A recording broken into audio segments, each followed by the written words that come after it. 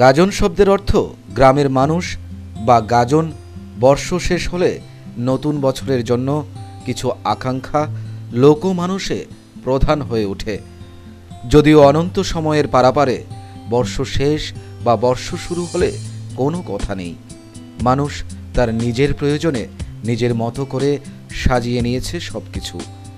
এ বাংলায় মুখ্যত কৃষিজীবী মানুষ প্রকৃতির ঋতু পর্যায়গুলিকে অনুসরণ করে তার কৃষি ব্যবস্থার প্রচলন রেখেছে।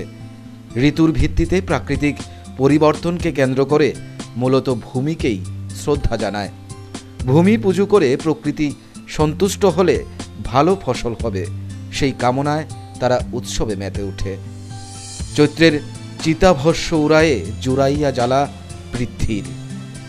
বর্ষ শেষ বৈশাখে কাল বৈশাখীর আগে বৃষ্টি নামে মাটির বুকের রস সঞ্চার হয়। মুর্দা কথা হলো ফসলের জমি প্রস্তুত থাকে। ভাবী ফসলের জন্য চৈত্রের দাবদাহে রুক্ষ প্রকৃতিতে গাজনের ভক্তরা শিবের গাজন বের করে। এইসব ভক্তদের মধ্যে কৃষি দেবতা শিব বা মহাদেবকে নিয়ে তার সংসারের গঙ্গা গৈরা এই তিনজন মিলে গাজনের নাচ হয়। আমরা যাকে বলি শিব গৌরীর নাচ কিংবা ঢাকির নাচ। খুব সাধারণ মানুষেরাই এসব লোকায়ত উৎসবগুলি উদযাপন করে। চড়ক গাছ হচ্ছে গাজন উৎসবের শেষ দিনের মূল অনুষ্ঠান।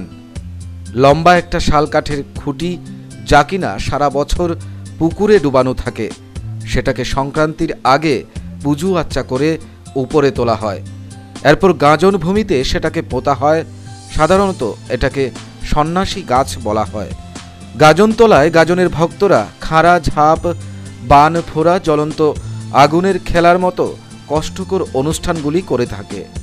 চড়ক গাছ মূলত কালচক্রের প্রতীক। গাজনে সন্ন্যাসীদের মধ্যে জাতিভেদ বলে কোনো প্রথা নেই। তবু নিম্ন বর্গের এবং নিম্ন বর্ণের শ্রমজীবী মানুষেরা গাজন উৎসবে সামিল হন। সেই উৎসবের হস্যুত ব্যাখ্যার অবকাশ নেই এখানে। চৈত্র সংক্রান্তির দিন কোনো কোনো স্থানে নতুন কাপড় পরা হয়, পাঁচন খাওয়া হয়, অর্থাৎ সেই পাঁচনে চারপাশে যা কিছু আছে সব কিছু মিলিয়ে একটা সবজি বা ঘেট করা হয়। এবং বছরের এই দিনটিতে ভাত খাওয়ার কোনো রেওয়াজ নেই।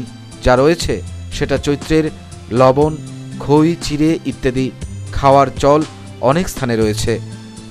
আবার কেউ কেউ কাঁঠালের ইঁচড় রান্না করেন। দেখা গেছে এইসব খাদ্য সামগ্রী তৈরি হয় ধান থেকে, অর্থাৎ খই, চিড়ে, মুড়ি সব কিছুর মূল অবলম্বন কিন্তু এদেশের মানুষের চিরায়ত খাদ্য সামগ্রী ভাত, যা কিনা ধান থেকেই প্রস্তুত হয়। একটি উৎসবকে কেন্দ্র করে বাংলার সমস্ত কৃষিজীবী মানুষ সংক্রান্তি পালন করেন, কেননা পরদিনই পালিত হয় বাংলার নববর্ষ। ধুমধামের সাথে বর্ষকে বরণ করা হয়, হয় রকমারি ভালো খাবারও। এই চলমানতার সঙ্গে বাংলার মানুষের একটা নারীর টান রয়ে গেছে। পাশাপাশি এই অঞ্চলে বসবাসকারী জনসমষ্টির মধ্যেও ফসলের উৎসব গাজনের মতো গড়িয়া বা বিজু উৎসব পালিত হয়। ঠিক একটু দূরে এই বিশুভ সংক্রান্তিকে কেন্দ্র করে অনুষ্ঠিত হয় বাঙালি বিহু উৎসব। শুধু উৎসবই নয়, তার মধ্যে রয়েছে এক গভীরতর দোতনা। তাকে আবিষ্কার করতে পারলেই উৎসব পালনের সার্থকতা। চিন্ময় চৌধুরীর রিপোর্ট, নিউজ ভ্যানগার্ড।